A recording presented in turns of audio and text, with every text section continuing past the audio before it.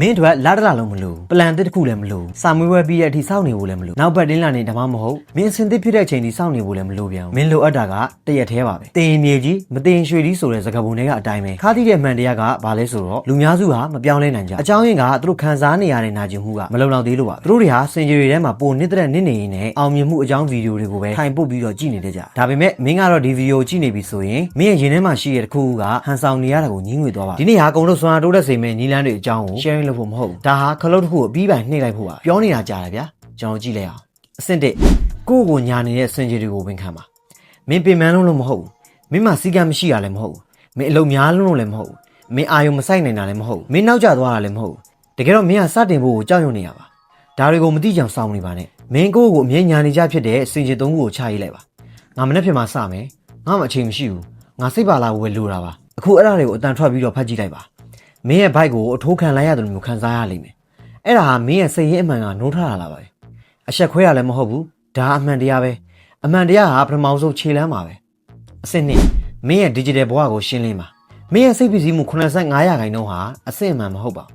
အဲ့ဒါတွေကဖုန်းထဲကနေကူးဆက်လာတာပါနိုတီတွေတက်လာတိုင်းစိုးရိမ်စိတ်လေးတွေဖြစ်လာတယ် Instagram ပေါ်ကအတူရောင်ဘဝတွေ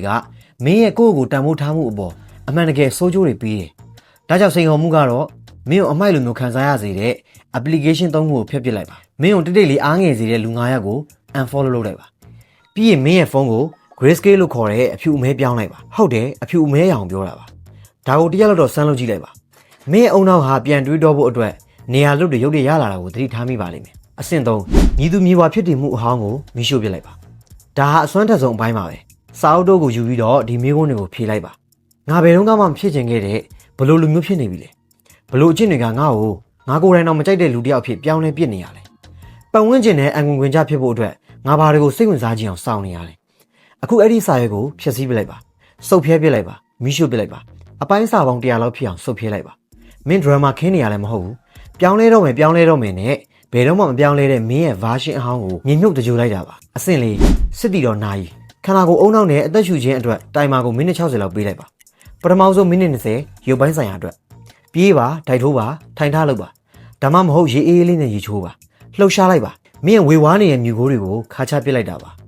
နောက်မိနစ်20အုံနောက်တွေကအမိုက်တွေကိုတွန်းပစ်ခြင်းရှိသမျှအတွေးတွေမလုံခြုံမှုတွေစိတ်ကူးရင်မှုတွေကြောက်ရွံ့မှုတွေအိမ်မက်တွေကိုချရေးပါစင်စာလုံးဝမဖြတ်ပါနဲ့ရှုပ်ပွားနေရာတွေကိုဒီအတိုင်းစာရွက်ပေါ်မှာတွန်ချပြီးတော့ရေးလိုက်ပါနောက်ဆုံးမိနစ်20ငြိမ်သက်ခြင်းငြိမ်ငြိမ်လေးထိုင်ပြီးတော့အသက်ရှူကြည့်ပါမင်းရဲ့အတွေးတွေကိုပြန်နားထောင်ပါတခြင်းတွေမလို့စိတ်သက်မြင့်တင်တဲ့စကားလုံးတွေလည်းမလို့တိတ်ဆိတ်မှုပဲလိုပါတယ်လောကကြီးရဲ့စူညံတန်တွေကိုတယောက်ကရှော့ချပေးလိုက်လိုမျိုးစိတ်ကြည်လင်မှုတွေပြန်ရလာတာကိုခံစားရပါလိမ့်မယ်အဆင့်5မင်း operating system ကိုပြန်လည်ပြင်ဆင်ပါစာရွက်အသစ်တရက်ကိုထုတ်ပြီးတော့ဒါကိုချရေးပါ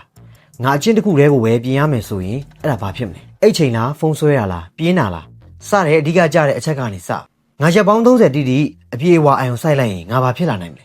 အိမ်မက်တွေမမတ်ပါနဲ့တကယ်ဖြစ်လာမှာကိုတွေးပါကွာခြားချက်ကိုခံစားကြည့်ပါငါ့ကိုငါတစ်သလုံးစိတ်ပြက်စေဖို့အတွက်ဒီနေ့ဘသူ့ကိုငါစိတ်ပြက်အောင်လုပ်ဖို့လိုမလဲတငယ်ချင်းလား follower ကြီးတွေ့လားမိဘရဲ့မျှော်လင့်ချက်လားခါသီးတဲ့အမှန်တရားကတော့လူတိုင်းကမင်းရဲ့အကောင်းဆုံး version ကိုရပိုင်ခွင့်လုံးဝမရှိပါဘူးမင်းအဖြေတွေကိုဝိုင်းပြထားပြီးတော့အဲ့ဒီစာရွက်ကိုနေရာမှာကတ်ထားလိုက်ပါအဲ့ဒါမင်းရဲ့ဘဝပုံစံအသစ်ပါပဲအဆင့်6ည9နာရီမှန်ကြည့်ပြီးတော့စစ်ဆေးခြင်းည9နာရီမှာဘာပဲဖြစ်မှန်ရှိသွားပြီးတော့ရက်လိုက်ပါပြီးရင်ဒါကိုပြောပါငါဒီနေ့အပြည့်အဝရင်ဆိုင်ခဲ့တယ်လိန်နာညာတာဘာတစ်ခုမှမရှိဘူးတဝက်တစ်ပြက်ကြိုးစားတာမျိုးလည်းမရှိဘူးအစစ်အမှန်အားထုတ်မှုတက်တက်ပဲဒါဟာထူးဆန်းတယ်လို့ခံစားနိုင်ရပေမဲ့ဒါဟာလူများစုလုပ်လို့ရှိတဲ့အရာနဲ့ဆန့်ကျင်ဘက်ပဲလူများစုကတော့သူတို့တစ်နေ့လုံးအချိန်ဖြုံးခဲ့တာကိုမေးဖြောက်ဖို့အတွက်ညဘက်မှာဖုန်းထိုင်ပို့ကြတယ်မင်းကတော့အဲ့ဒါကိုရင်ဆိုင်ခဲ့တယ်တိုက်ခိုက်ခဲ့တယ်အဲ့ဒါကအရာအလုံးကိုပြောင်းလဲစေဒီတရက်ထင်းနေတော့အရာအလုံးပြည့်ပြည့်စုံစုံမှာမဟုတ်ပါဘူးမင်း24နာရီအတွင်း Elon Musk လိုလည်းဖြစ်သွားမှာမဟုတ်ပါဘူးဒါပေမဲ့မင်းဟာအကောင်းဆုံးနီးလန်းနဲ့အနေအရှိဆုံးလူတစ်ယောက်ကြောက်စရာကောင်းတဲ့လူတစ်ယောက်ဖြစ်လာပါလိမ့်မယ်ဘာလို့လဲဆိုတော့ငါဒါကိုတရက်လုံးအောင်လုံနိုင်ရင်ငါထက်ကလုံနိုင်တယ်လို့ဆိုတာမင်းကိုမင်းသိသွားလို့ပါပဲ